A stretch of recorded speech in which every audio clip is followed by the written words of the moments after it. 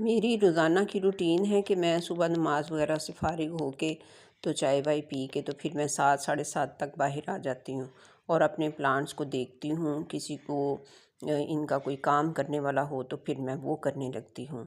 किसी की गुडाई करने वाली होती है, किसी को पानी देने वाला होता है, किसी की कटिंग करने वाली होती है, किसी की कटिंग लगाने वाली होती है, किसी को जगह बदलने वाली होती है, एक जगह से दूसरी जगह रखना पड़ता है।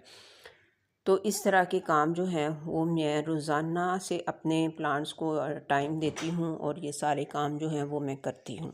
प्लांट्स लगाना जो है ये कोई खूबी नहीं है, प्लांट्स को संभालना खूबी है।